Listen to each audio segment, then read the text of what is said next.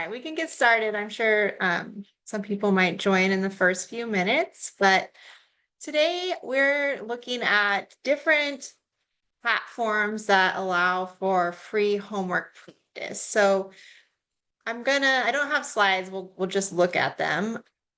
What we're mostly gonna be focusing on today though are these sort of auto-graded assignments, right? And the reason we're focusing on these auto-graded assignments is because students do get a lot of value from having a lot of practice and from being able to get feedback on what they think they know very quickly, right, while they're studying, versus having to wait until class or office hours or send you an email. So there is a lot of value to having these sort of auto-graded assignments.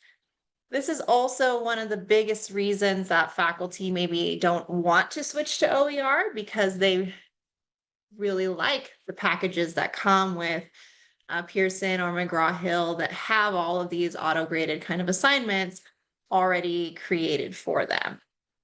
So all of the platforms we're going to talk about today do sync into Canvas. One of them is Canvas, which is my favorite one, but the other ones also sync with the Canvas gradebook, and the assignments go over into Canvas. A lot of them, the students don't even actually know that they're leaving Canvas, right? So we'll look at some of those external ones, but you can still put them into Canvas. And all of the ones that I'm going to show you today, you can search for existing questions. So you don't have to just start from scratch and build your own. So very similarly to the textbook platforms, there are questions that are already there.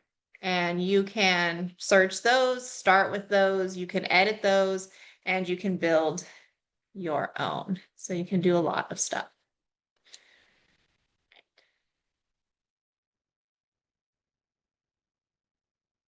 I'm going to put a link in the chat real quick. And this link is to a Word document that has links to all of the things we're going to cover.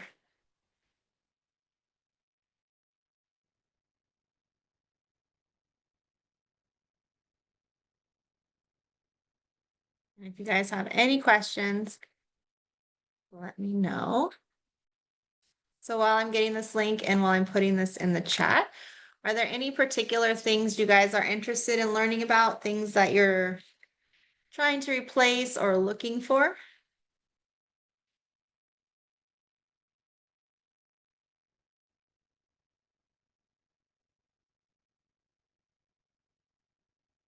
You can type it in the chat too, or you're welcome to unmute yourself.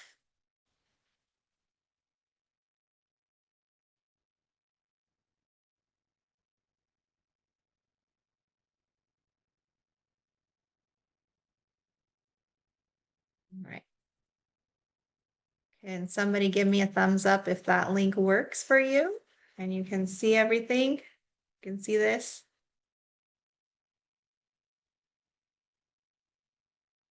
All right.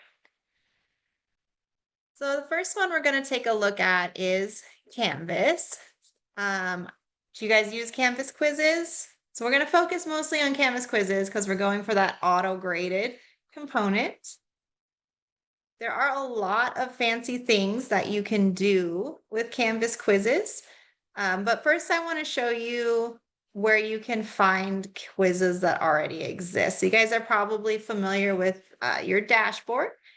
When you're in Canvas, you can go here to the Canvas Commons, and there are lots of assignments, courses that other faculty have shared. And there's lots of OER content. It's not all OER, but there's a lot of OER content in the Commons because it's a convenient place to put your OER content if you're creating OER. So if we go here to Commons, let's see, what were some of the disciplines we had? Business administration, social work, psychology. We can try business administration, but I don't know. Yeah, what the first? I'll just look up business. We can filter over here. So since we're talking about quizzes, you'll notice that there are two types of quizzes that you could look for. There's classic quizzes and new quizzes. And they're always called quizzes, but that That's just the assignment type in Canvas. So you can use quizzes to build case studies. You can use quizzes to build all kinds of things. So I'm just going to click on both of these. New quizzes, if you notice when I clicked on new quizzes, there was no results found. It's newer. There's less faculty building content with new quizzes compared to classic quizzes. So when I clicked classic quizzes, you can see a lot more different quizzes came up. You can also filter by grade. So if we want to change ours to undergraduate, then it will get rid of things that are meant for lower institutions that use Canvas, right?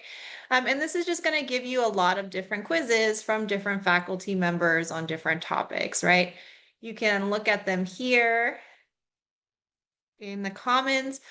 You can download them and upload them to a class, or you can directly import them. So if I just click on one, right, you can see I have this import or download button. So if you want to send it straight to a course you know is a good place to send it, you can, or you can download it and upload it. And you can preview what the questions are within it before you do anything. Do you guys have any questions about how to find quizzes or any kind of assignments in the Commons?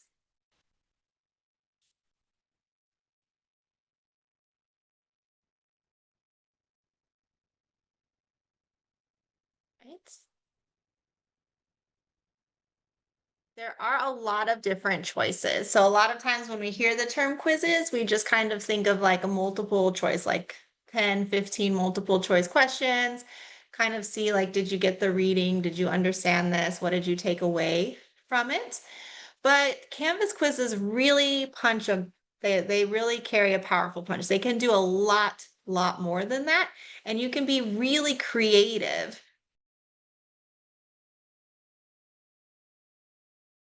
So there are things like multiple choice and true false, which are those classic ones that we think of. But there's also things like fill in the blank, multiple answer kind of fits with multiple choice. You can have matching questions for vocabulary. You can have numerical answers, short essay questions. But you can also have these formula-based questions. And these formula-based questions are pretty cool. They allow you to assign a math question that will randomly assign the variables, and every student actually gets a different version of that question with a different correct answer based on the parameters that you set, right? So that's a pretty cool one for math. And I've also used it I'm a biology instructor. I've used it in biology as well for a couple different questions. Because then instead of me making like 5 different versions of a question, I only have to make one, and then Canvas will automatically generate up to 100 different versions of that same exact question, and all your students will get a different one. They also have file upload questions, so you can ask them to upload a screenshot of something they did online. You could upload anything, right? Or if this is maybe something that you needed them to create or label, they can actually upload file, and that's a question that gets graded. Any questions so far? Do you guys have any, if you use quizzes, do you have any favorite question types?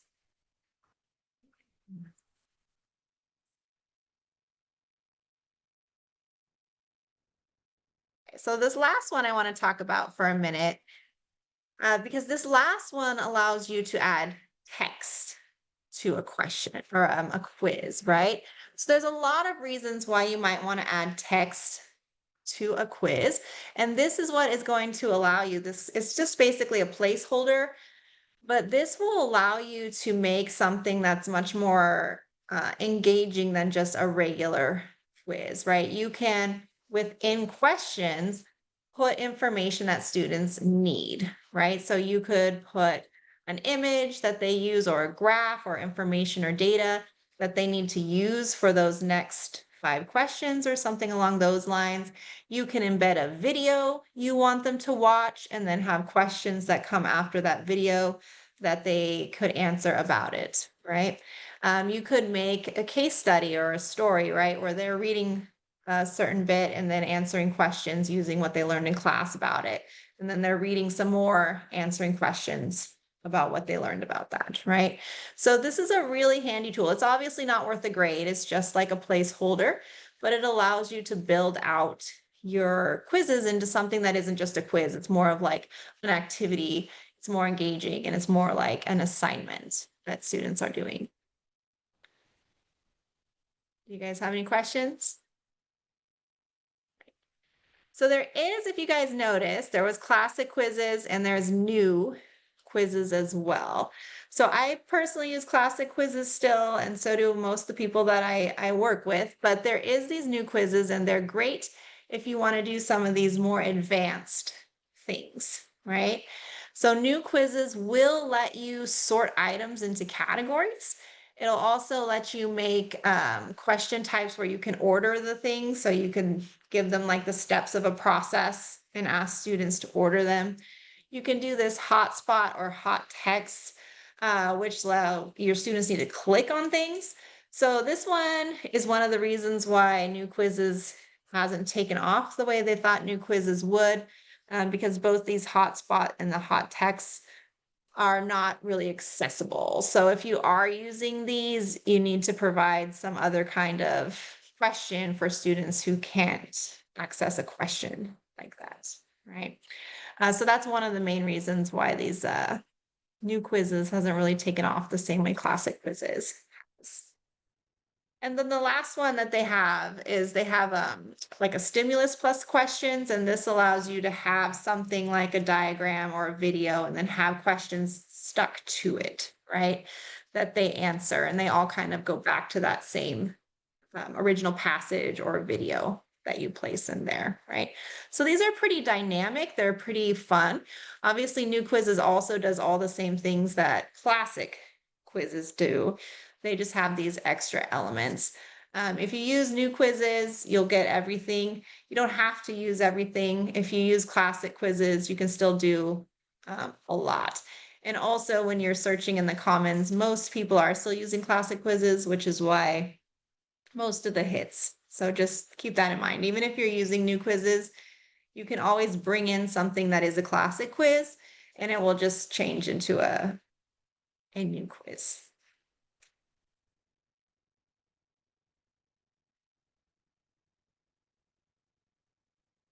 All right, do you guys have any questions or thoughts? I'll show you one example and then we can move on to the next one. I didn't have time to pull it up, so you're gonna have to see my crazy dashboard of Canvas classes. There's no students in this class, so.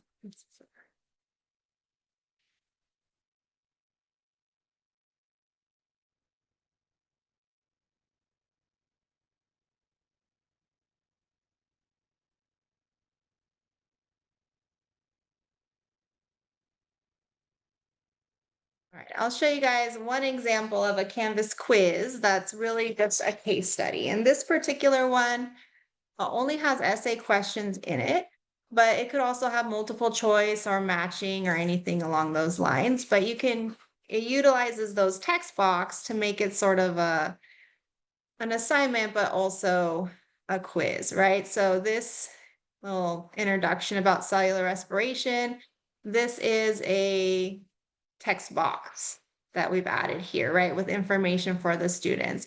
So instead of opening it and just being a quiz, it's something that they're actively doing, right?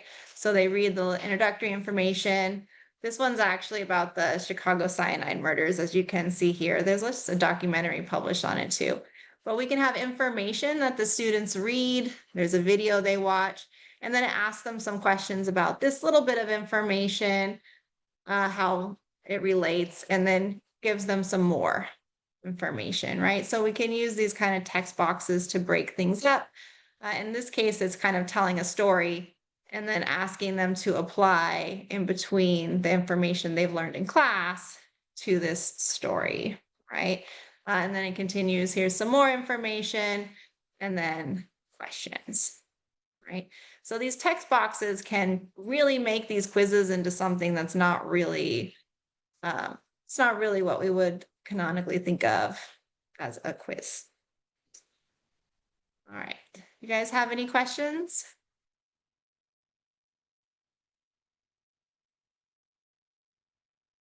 All right, so if you guys have the document, this link right here has information on how to make a quiz, but if you scroll down to the bottom, they have collected a fabulous list of resources of things you can do in Canvas quizzes. Like this is all just about the different question types, right? Different ways you can set up your quizzes. And that versatility really makes it so that you can build so many different things within these quizzes. And you can always go in the Commons and look for things to start with. Or you can look at other OER places like the OER Commons for assignments and then put them in to Canvas. You guys have any questions about Canvas?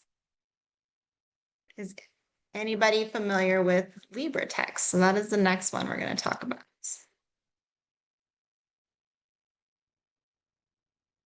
I'm going to start at the beginning if everybody is unfamiliar with it.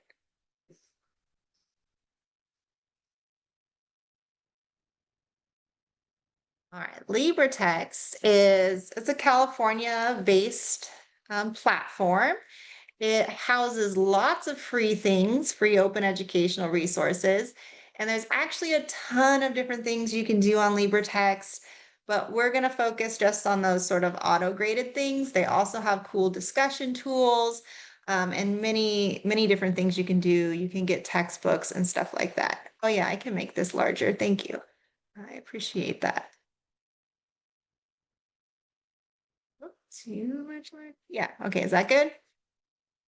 All right, thank you.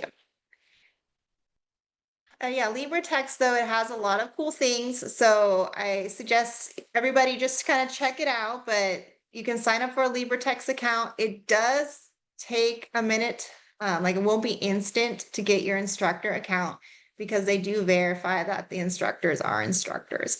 So you can link to a web page that has your name on it, or even the schedule. If you're part-time and your name isn't mentioned anywhere on your college's website, then what we've done often is just send the schedule if that's posted and just shows your name as teaching a class.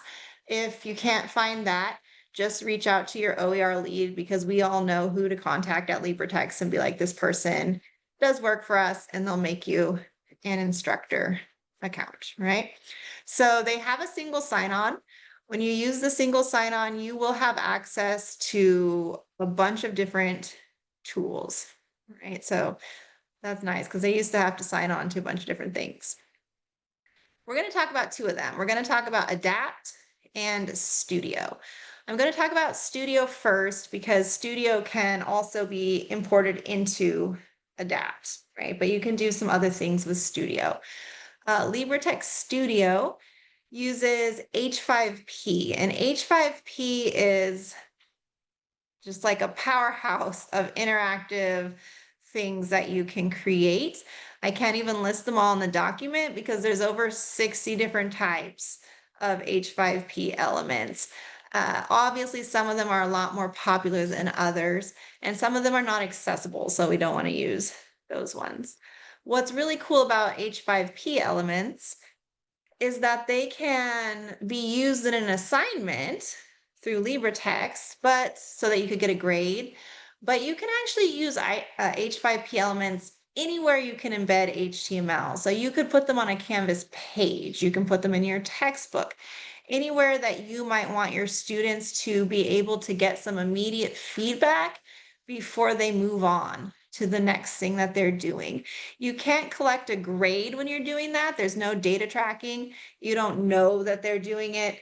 You don't know who is doing it. You do know how many people are doing it, but you don't know who it is, and you don't know what they're a grade, right? So you can use it that way, though, to just give your students more practice so they know, like, oh, I get this before they move on to the next thing. All right, I'm going to jump over to LibreText. So this is the Libre account. Like when you log in, this is where you'll be. I think they call it Libre 1. There are lots of different tools that they have that are all free. Some of their tools do cost like $15 to students, but we get them for free because we're in the California Community College system, right? So California schools get them for free because they paid for in part of their grant. So ADAPT is one we're going to take a look at, but we're going to skip over here to Studio and we'll come back to ADAPT. So Studio looks like this. And there's lots of different things already made, different collections that people have made. And it lets you make virtually anything you can imagine. So today I kind of just want to show you guys what kind of things are possible and not like how to do it, but I am going to click on making a new H5P here just because I can show you all the different things that are available because there really are a lot of different types of elements. So here I am just in their page to make it. I'll give you guys some resources if this is something you want to do later. But you can see just all the different types of interactive elements that they have available. I think everyone has their favorite like 5. Nobody uses all of these, but you can make things like interactive videos or little course presentations. What I think a lot of instructors use them for are these kinds of formative assessments, right? So things that you can quiz your students before they go on. So you can make multiple choice questions to embed. You can make little question sets. You can make fill in the blanks. You can make drag and drops. They also have the hotspots that are not very accessible. There's all sorts of different things. You can make flashcards of the vocabulary, and then you can embed these anywhere that you guys want to embed them, right? Mark the words is a fun one. You give them a passage. That one might not be that accessible though, so you want to check that. And there's all sorts of different things that you can make, right? One of my favorite things to make are crosswords because I love crosswords. So I like to make crosswords for my students to have them go over the vocabulary from the previous chapter before they read the new chapter. The school by my house is getting out, so if my dog starts barking, that is why. Can you guys hear her barking? Good, okay. All right. Do you guys have any questions so far? Okay, good, because she's very loud. All right, I will show you guys. So here are some collections of things that you can pull up. I put a couple links in the document to some different examples. But if we go to like Geology of California, there's 138 things already built and in this collection that you can look at, right? And they have lots of different things. So this one's like a question set, right? This one is just information. And this particular instructor did a really good job of sort of categorizing these out, right? So this is a kind of a drag and drop one, right? I got that wrong. But these are kinds of things that you could put into a homework assignment if you wanted to. I'm really bad at this, huh? I think statistically I'm not reading it, so there we go. Got them all wrong. These are the kinds of things you could use them in an assignment if you wanted it to be graded, but you could also just put this within the reading somewhere, right? Or somewhere in Canvas, wherever you want. This person likes to do a lot of these. There's multiple choice. This one's a presentation. So the multiple choice ones are very popular. I use them quite a bit, right? Just for like here and there, little, did you get this piece of information? They just look something like this and you can use them anywhere you want. And there's so many, they have so many different ones already built. One of the nice things is because all of this is OER, everybody who builds in here shares in here. So the more people that make elements, the more elements there are to pull from. And then you can always make more of them to fill out whatever assignment you're working on. So this is a great one. So in the document here, I do have a link here to their accessibility guide. There are some really great ones, but there are some that are not very accessible. So like the word search isn't very accessible. So there are some that you wouldn't want to necessarily grade students on. but most of them are pretty good, right? It's just they have over 60 different kinds. So some of them really don't work very well for accessibility. There's a couple examples here if you want to take a look at these links later and kind of see what people are doing with these elements. And then there's a video on like how to make some elements if you're interested in making them. Do you guys have any questions? All right. So I do want to show you how you can use this outside of a homework assignment, because that is one of the things that publishing, like the access codes you get from publishing companies can do, right? They can assess students as they're reading or give them this immediate feedback as they're reading, right? So we will talk about how to use this in assignment in just a second, but I'm going to hop over to another tab and pull up. I'm going to use my book because I have it bookmarked, so it's easy for me to get to. So this is in LibreTexts, but you could embed these elements anywhere you can embed anything, right? You could embed them in another assignment if for some reason you wanted to do that. You could embed them in a web page, right? So this is just an example here. This is the beginning of a new chapter. And at the beginning of the new chapter, I've just embedded this H5P element here that's asking them to review the vocabulary from the previous chapter that they're going to need to learn about carbohydrates and lipids, right? So you can put these within a textbook. Obviously, this is kind of like a little bit harder because you have to learn how to make the textbook first, but it doesn't have to be in a textbook. It could be on Canvas. If you have content in Canvas, here's another one, right? This one's a drag and drop. These are some sugars, right? This is like one where you pick one. So it makes reading, I think, more interesting. I think it's hard for our students to read, right? Online, like reading online is hard for us too. Like personally, reading online is harder for me than reading a physical book. I think I get distracted or I just start skimming. But when there's elements in there that ask you to do something with the information you just read, it's easier to keep reading and it's easier to retain the information. So here's another one, right? So that's some of the cool things you can do with this H5P. It doesn't have to just be an actual assessment. So this is another one like we saw with the geology example, right? So it's a lot of different things. There's a lot of endless possibilities that you can use H5P for. You guys have any questions?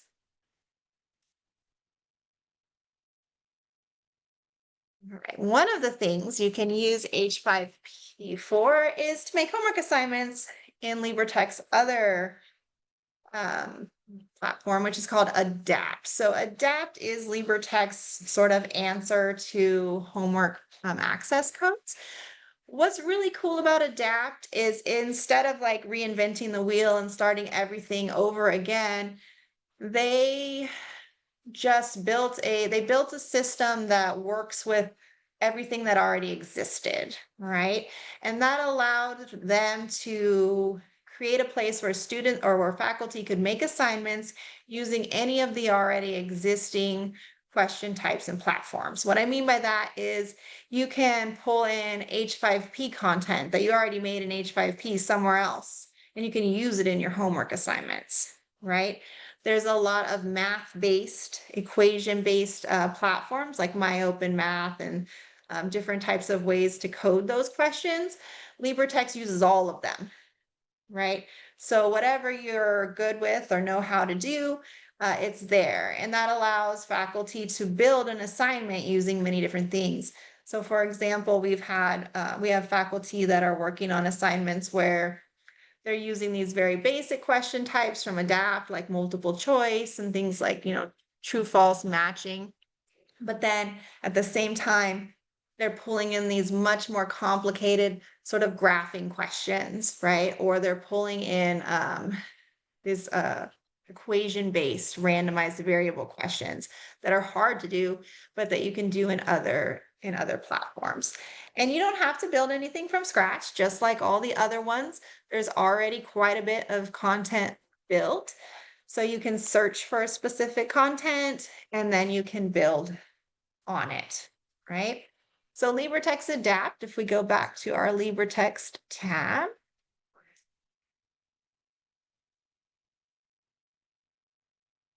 yeah, that H5P is interesting. I love H5P. I'm a little addicted to it because you can put it anywhere you want. And it's really fun for biology. There's like endless amounts of things or endless things you can do. So if I'm here in my LibreText homepage, ADAPT is right here.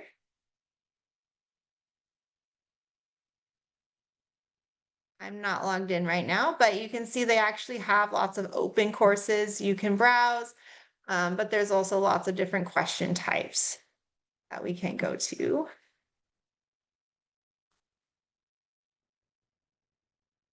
All right, this is my page. Okay, so I'm going to go to import course and we can just see some of the courses that are there.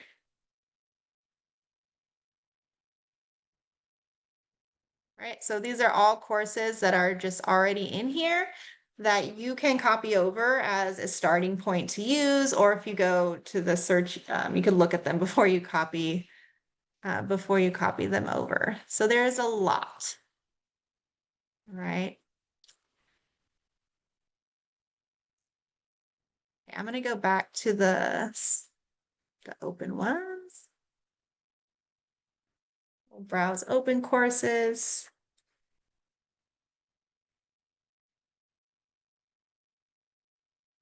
There was one.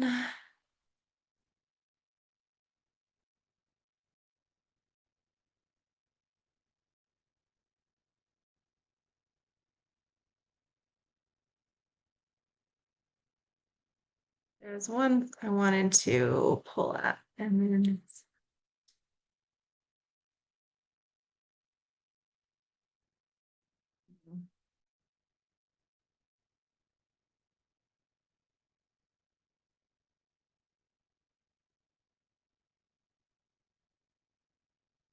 well, if you guys have one you want to look at, we can pick a discipline. I had a specific one picked out, but I guess I forgot to star it.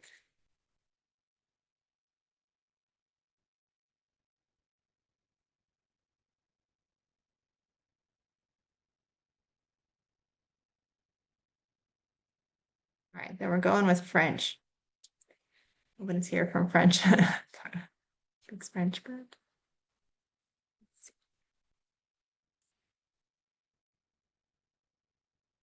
all right, so this is a class that already has all of these different things built.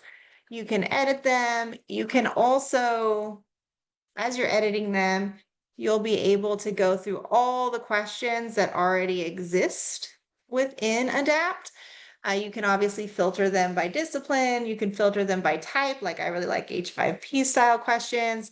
I just need some multiple choice questions. So you have a good balance and you can create a bunch of different ones, right? So I can delete some of these. I can add more and make it exactly as we want it to be, right? I don't speak French, but this one has all kinds of H5P elements in it. This looks hard.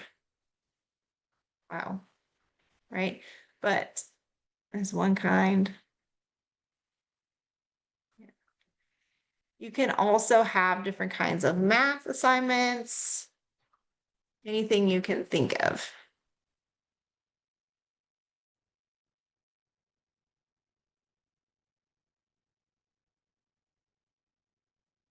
All right, I want to go back out.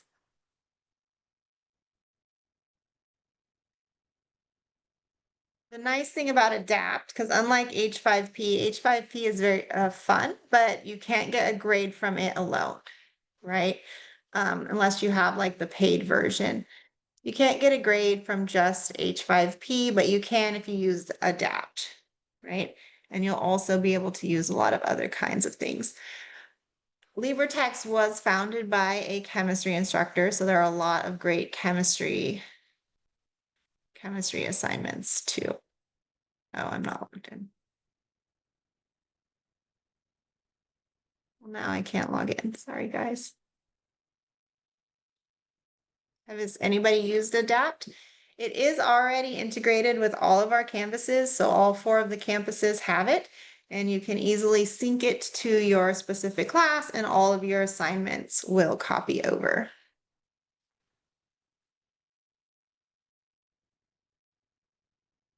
Okay.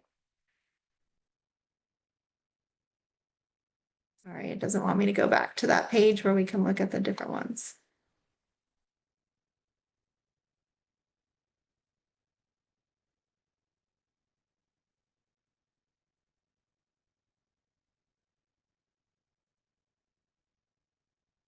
Okay.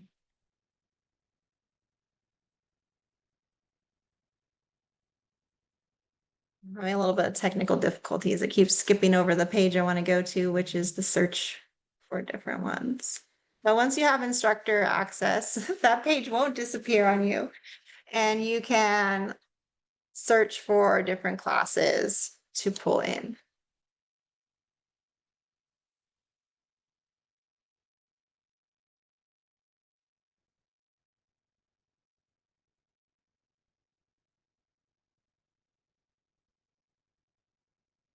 I'll do it this way. This is not the real way to do it.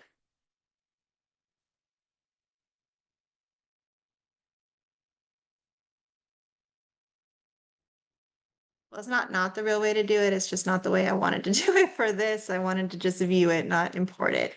But okay, let's go. I got it this way. There we go. All right. So this is the assignment I wanted to show you, and it is actually kind of working. I wanted to view the assignment instead of each different question. But this will work. So this particular one has a lot of different types of questions, which is why I wanted to show it to you. It actually has a question that is a discussion. So if that's something that's interesting to you, you can have those mixed within. Obviously, they're not auto-graded, but this is a discussion question type that you can actually have within an assignment if you wanted, right? Or it can be an assignment by itself, right? So they have a discussion question type. Then here are some of the cooler math ones. Okay, I'm glad it's working now. This one, I can click on it and actually, make changes to this graph, right? So this is there's a lot of very powerful math tools. Like this is not something you could do in Canvas, right? You can do some math things in Canvas. You can even do some of the random variable stuff, but they don't have things like this that you can do this kind of graphing. All right. This one is a numerical answer, but it's got a simulation in it, right? That the students can actually interact with and to solve the problem. So it can be very interactive. This one is a drag and drop. I don't know the answers, obviously, right? But here's another kind of interactive thing that you wouldn't be able to do with Canvas quizzes. And I probably should have mentioned this at the beginning. But if what you can build can be built in Canvas, if what you want can be built in Canvas, I always recommend Canvas first because it's already there. It's not going anywhere, right? And it's yours and it's in your class. So I do recommend using Canvas first, but then if there's other more complicated things you want to do, so this one is a chemistry question and it wants us to build a specific like molecule. Like I think it wants us to build these carbons, right? So you can actually have them build a molecule and grade it, right? So that's pretty cool question type also. No.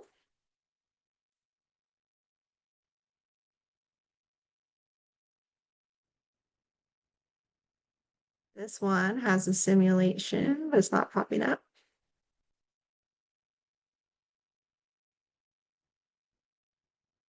So this one is going to load from their anatomy database, right? So it's going to load this picture of a skull. This particular one, they just made a simple, silly question, but you could do a lot with this question. You could ask students a lot about the different bones of the skull, about the bones of the cranium, the facial bones, and students can interact with it. I think this is another discussion one. This is another just math one. They also, you can embed little tips and helps just like you can in Canvas. You can do that also. This one's asking for coding, but it's actually asking students to identify the line of code that is broken or where the bug is in the code, right? And they can do that by putting in the number or clicking. Oh, I guessed right? It was line 6, right? So you get these very interactive type questions. Do you guys have any questions about ADAPT? All right, so in the document, I do have linked here. This is their LibreTexts has a guide on how to use ADAPT if that's something that you're interested in. You do need to get an instructor account before you can start building stuff. It's the same account if you're interested in using the H5P through Studio. So it's one account, you can use them together, right? It's pretty nice. It does have a lot of powerful things that Canvas doesn't have, especially if you're in like math or chemistry. The discuss it questions are also pretty cool. The discuss it questions also, the students have to like type in the box. I think they can't like copy and paste into it as easily as they can Canvas discussions, right? But that's not a self-graded assessment. Do you guys have any questions about ADAPT?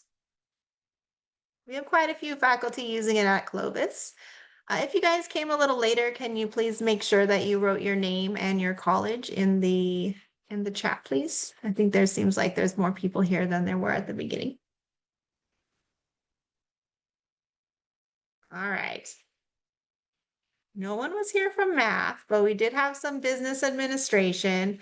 MyOpenMath has some pretty powerful math capabilities. And a lot of the cool math things you see in ADAPT often come from MyOpenMath. So I've logged into mine. I'm going to go back to the document really quick. You can request an instructor account, but you can also log in by just putting guest. And when you do that, no password, you just put guest and then no password. And that will let you preview some select courses so that you can see if you like it, right? See what kind of things you can do without making an account and trying to build out a lot of things, right? MyOpenMath is really good at making these sort of random variable assignments, which are very desired, especially in places like engineering or physics, right? It will put different variables in the questions, different parameters for each student, so then each student's calculations will be different. I'm going to go ahead and put this in the chat since there are people who've gotten here since I did that.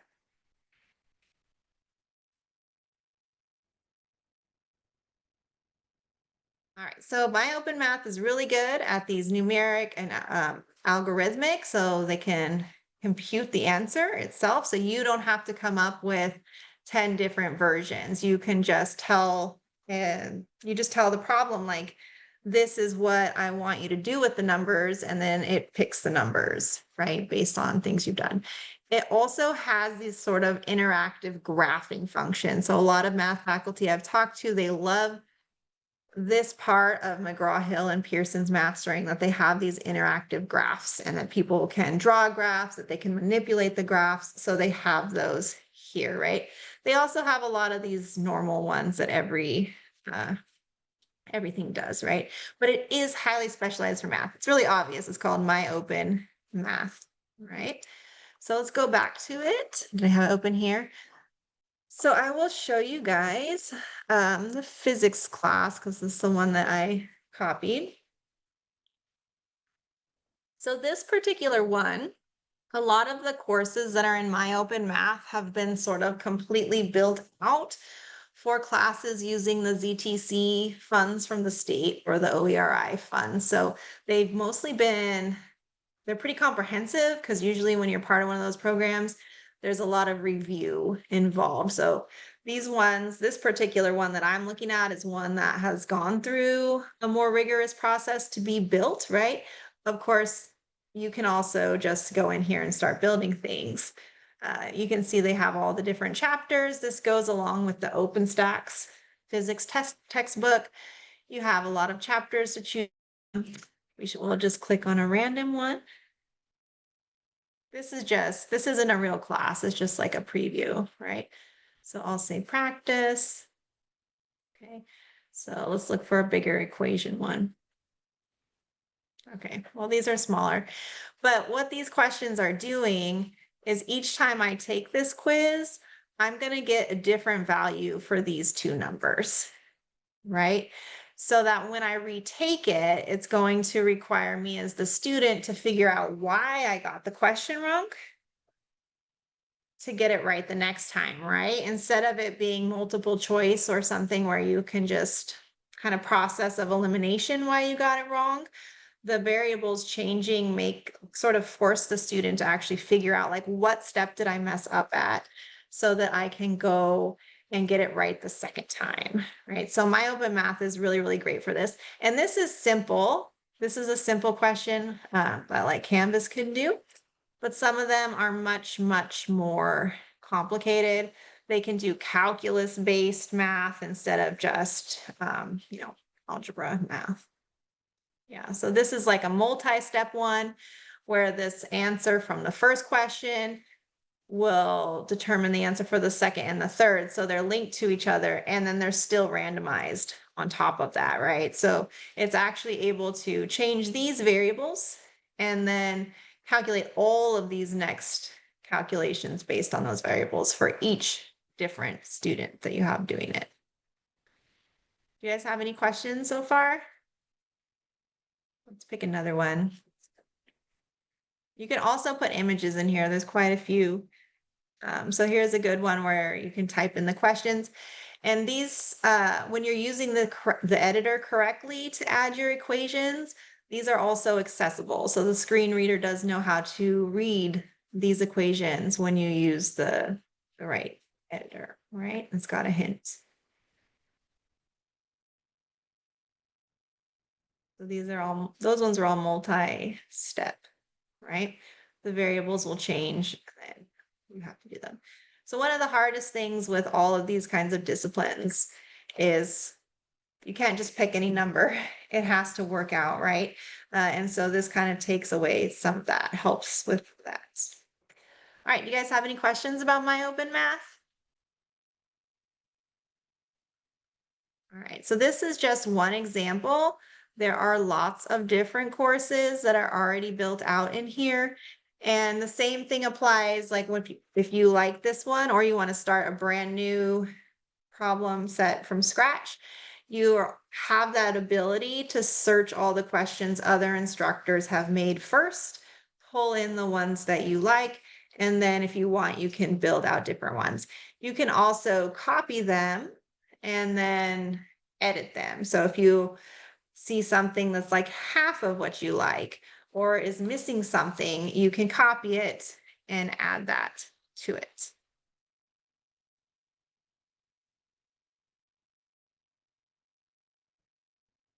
All right, so let's go back to our document. So a couple things to think about with this one is sometimes math questions are not accessible, and that is not just because that's not MyOpenMath problem, that's a universal problem. So if you're using Pearson or McGraw-Hill, that's still a problem. So it is important to design them thoughtfully so that they can be read by screen readers as much as you can. And sometimes you might have graphing questions where you'll have to have some sort of text-based information. And that actually reminds me of something I forgot to mention for ADAPT, but are there any questions right here for MyOpenMath?